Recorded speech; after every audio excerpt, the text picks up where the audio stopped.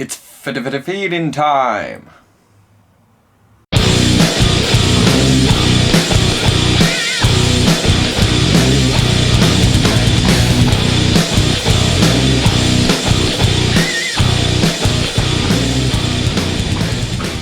Right guys, it's feeding time, so we're going to feed some of our larger tarantulas today, and then we'll just give a bit of a description around each of the tarantulas that we have fed, and I hope you enjoy. So here goes.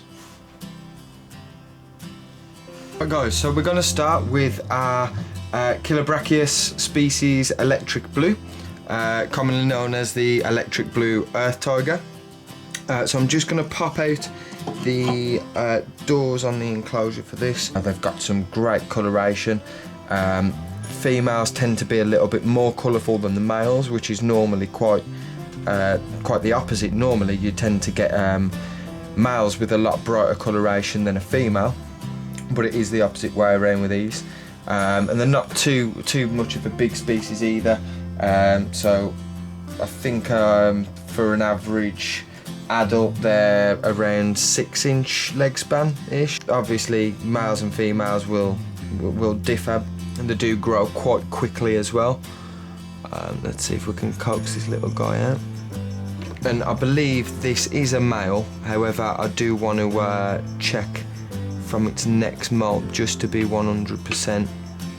So like other Brachiosaurus species, they are quite quick. They can tend to be quite aggressive, obviously as most old world Asian tarantulas. They do like it quite damp in their enclosure as well.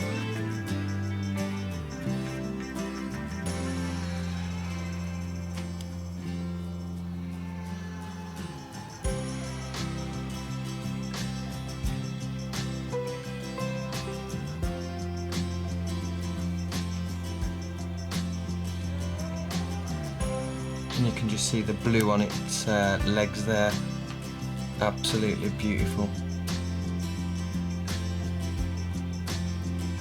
And it's going to take it.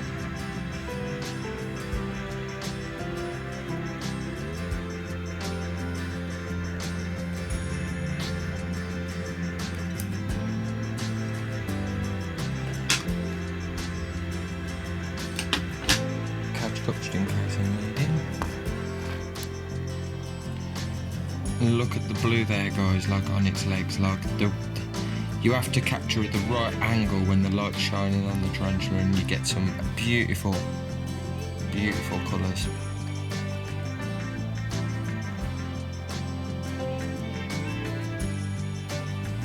Absolutely amazing. Like I say, these are a great growing species.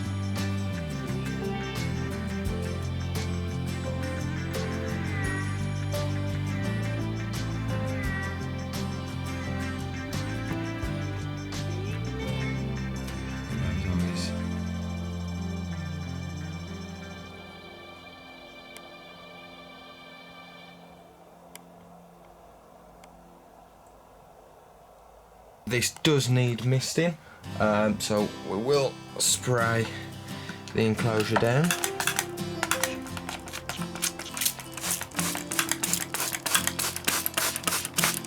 And give it a good mist. So yeah, that's the Brachiosaurus species electric blue. Guys, so next we have the Megaphobema robustum. So now I have recently sexed a molt, and I can confirm that this is a female. Does need rehousing very shortly. The only reason I didn't rehouse beforehand was because it was in pre-molt and I didn't want to disturb it. These guys are from tropical rainforest areas. They are also known as the Colombian Giant Red Leg, so obviously they're from Colombia. Leg span of an adult is around I think it's about 6 to 8 inches. So let's just get a dubia roach and we'll give her some feedings.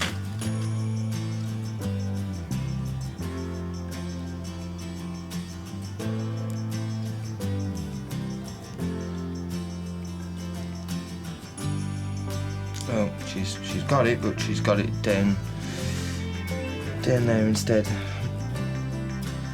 So you can just see her legs down there. And she has got the dubia straight away. And there we go. So now you can see her.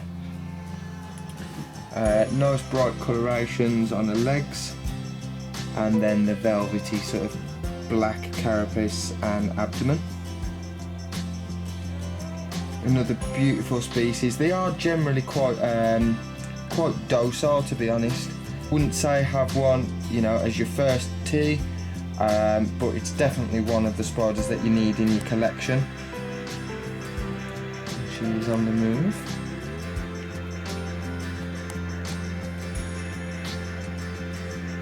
Looks like she's going to go back inside to maybe finish off the dubia that she just destroyed. So she's going to go and have some bit of a chow down there. But absolutely beautiful, beautiful tarantula, and it is something that everybody does need.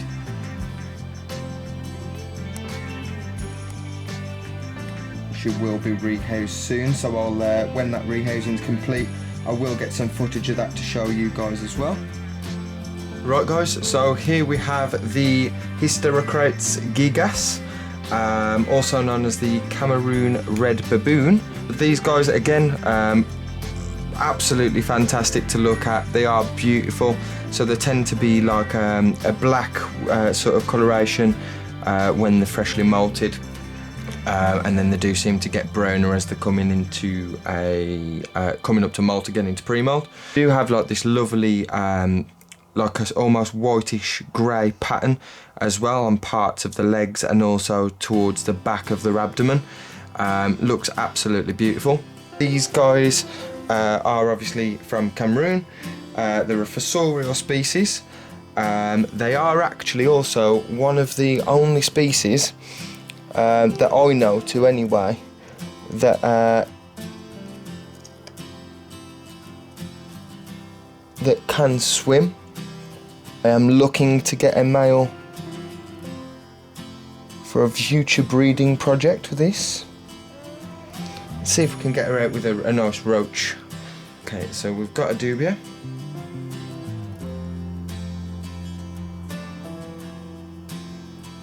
Let's see if we can get this girl out of her hide and to come and take this.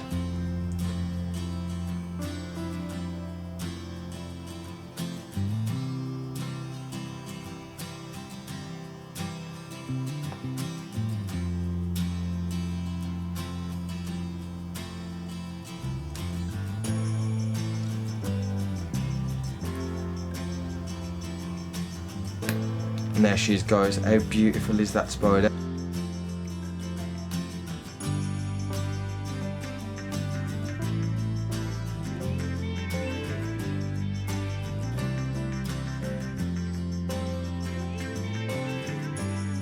They don't really web much.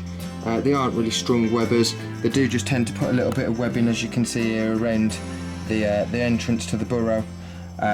But other than that, they just seem to, you know, they don't really lay much web down at all. So lastly then guys, we have the Chromatopelma cyaneopubescens, also known as the green bottle blue. So this species is native to Venezuela, I believe. Great webbers. They tend to be, they are like a terrestrial species, but they tend to be like, well, I think they're more semi-arboreal. So, as you can see from this enclosure, as likes to climb. I think it's arboreal. It does web up the core bark, it webs down below, it webs up top. They are really, really heavy webbers. This is another species, yet again, that I do want to put into a bigger enclosure. For the size that it is at the moment, this enclosure will probably do. However, I want to put her in a 30 by 30 enclosure, I think. Fill it up with more substrate so it is more terrestrial, and just put lots of anchor points for some great webbing in there. I do want to do a sort of like a movie scene themed enclosure. So I'm thinking if I do, and I've got my ideas on what I want to do, and I think this will be the species to do it with. So yeah, so we have got like a sort of sub-adult female here. Let's get her some food, and I think we're going to give her, we'll give her a Mario worm, why not? And she's pretty docile, never gone into threat posture or anything like that, never kicked any hairs or anything at me, but she does like her food.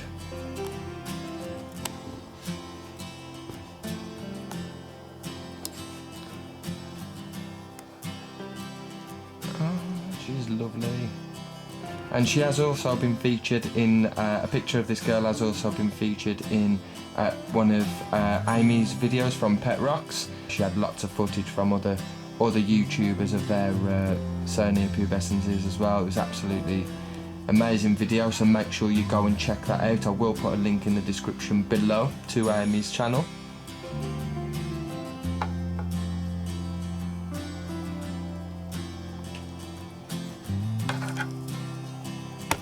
Oh, as if I missed the takedown, but yeah. It's a bit awkward when you're balancing one hand.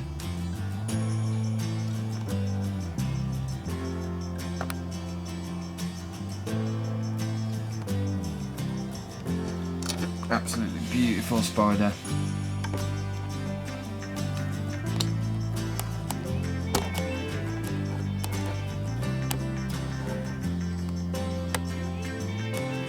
I just love the colorations on the Cernia pubescens, they're absolutely amazing. So like the really blue legs, bright orange abdomen, with like the sort of almost tiger patterning, and then the turquoise carapace as well. Look at those eyes.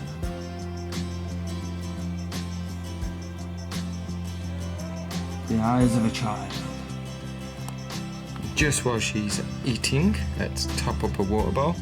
They do like a nice dry enclosure.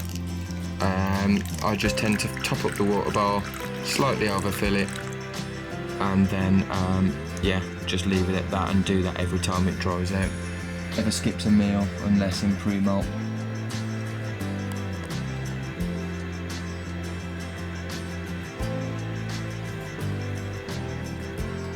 Look at that nice blue turquoise carapace.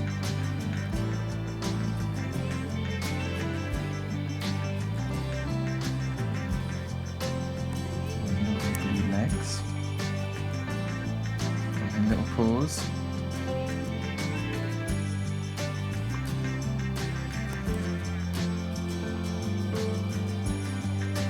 Absolutely beautiful.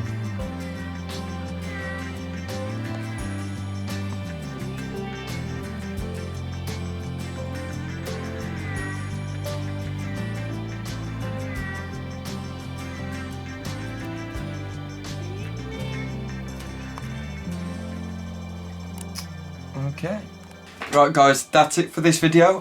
Hope you enjoyed it. So we've got to see some great spiders today. We've got to see a couple of fossorial spiders. So we've seen the Brachiosaurus species electric blue. We've seen the Hysterocrates gigas.